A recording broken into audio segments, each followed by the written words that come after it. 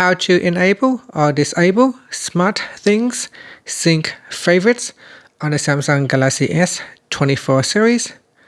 First, tap on the home button to go back to the home screen. And on the home screen, swipe down at the top and then tap on the settings icon.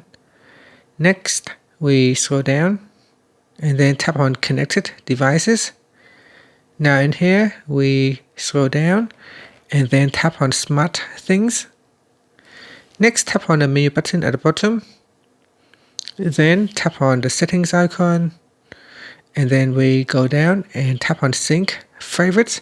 Tap on the toggle button to turn off or switch on Sync Favorites. And that's it. When you turn it on, you need to tap on the Start button to start syncing. And finally, you can tap on the Home button to go back to the home screen. Thank you for watching this video. Please like and subscribe to my channel for more videos.